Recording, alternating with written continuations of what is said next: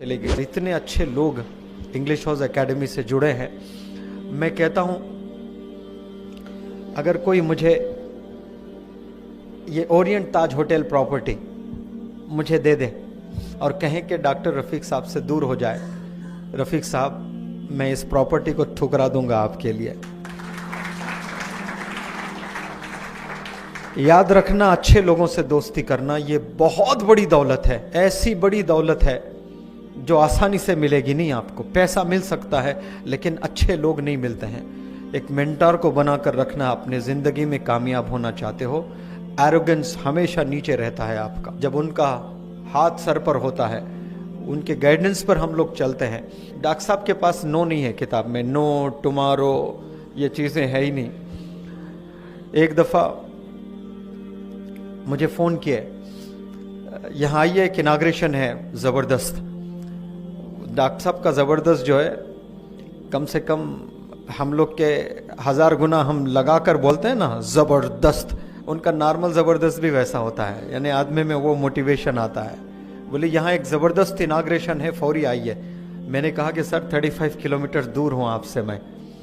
उन्होंने कहा यही तो प्लैनेट में है ना। तो फिर मैंने कहा हाँ सर। तो फिर मैंने कहा सर मेरी गाड़ी किसी ने लेके गया, मैं पैसे दूंगा, ऑटो लेकर आइएगा आप।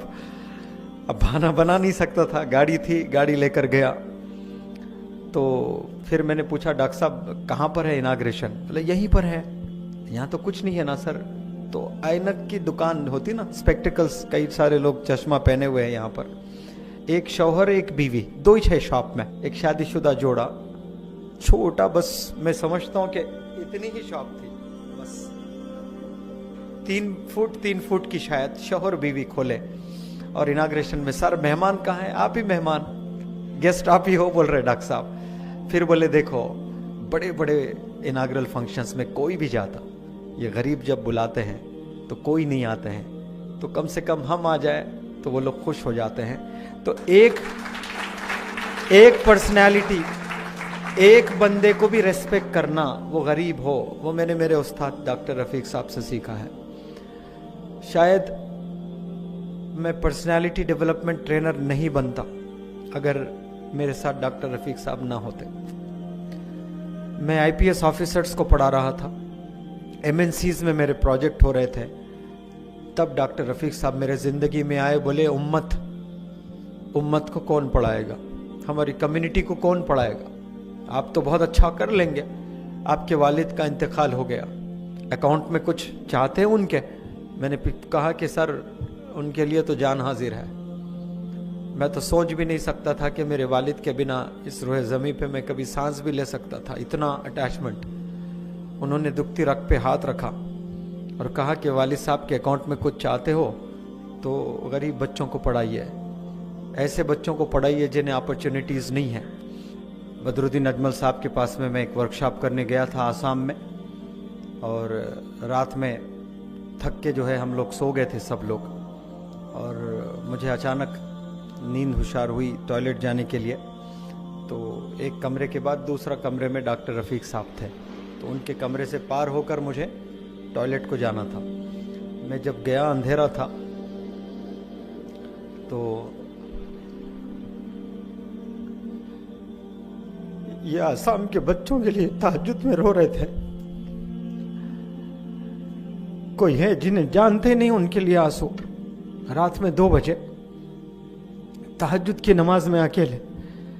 मैं ये सिसकियां किसकी है देखा तो डॉक्टर रफीक साहब दुआ कर रहे हैं कि यहाँ के बच्चों को अपॉर्चुनिटीज नहीं मिलती, अल्लाह इन्हें कामयाब कर दे, ये वर्कशॉप आसाम में आम कर दे।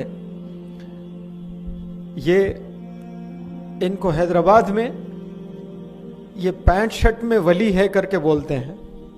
ये सामने मुझे नहीं कहना है, डॉक्टर रफीक साहब को बदरुद्दीन अजमल साहब मिलते हैं तो पेशानी पर चुम्मा लेते हैं और कहते हैं इनको डॉक्टर रफीक ना बोलो, अल्लामा डॉक्टर रफीक बोलो।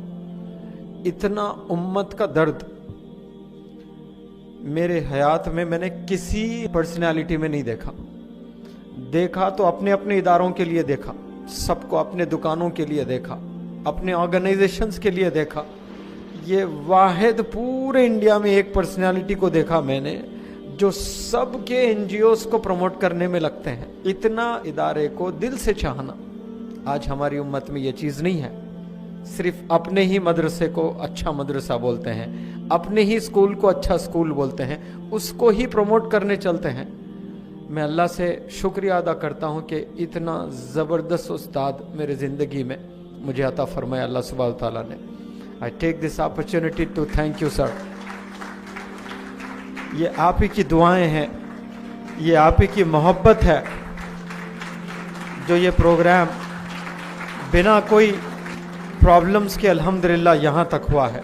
तो आज मैं बड़े फ़ख्र से कहता हूँ कि मैं एक नहीं हूँ, मेरे साथ में कई सारे मेंटर्स हैं। यहाँ पर जितने भी बैठे हैं, आरिफ साहब, तारिक साहब, अशरफ अली साहब, आपका तो मैं बड़ा फ़ैन हूँ।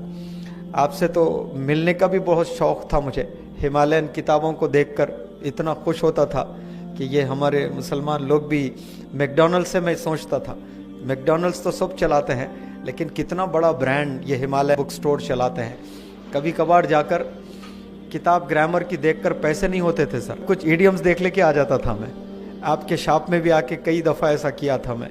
एबिट्स के पास में एक शोरूम है ना सर, नुमाइश में, वहाँ आकर कुछ किताबें, पैसे नहीं थे तो इडियम सीखना होता था। जब स्मार्टफोन नहीं था तो 5-6 इडियम्स खोल लेके, सीइंग्स खोल लेके जल्दी जल्दी पेन से लिख लेता था मैं। मेरा स्ट्रगल आप लोग नहीं जानते, कितनी मेहनत किया मैं अंग्रेजी सीखने के लिए। आप लोग 1% भी शायद किसी ने यहाँ पर किया होगा जो मेहनत मैंने की है। पेट्रोल हो जाता तो ऐतल कुर्सी पढ़ के दम करके गाड़ी को वहीं का वहीं रोककर इंस्टीट्यूट पैदल जाता था। तो 3 घंटे तक दिल में धड़कन रहती थी कि मेरी गाड़ी है कि चले गई। दूर से जब वापसी में 12 बजे रात में गाड़ी दिखती थी तो ऐसा खुश होता था जैसे ताजमहल मिल गया है। वो मेहनतों से मैं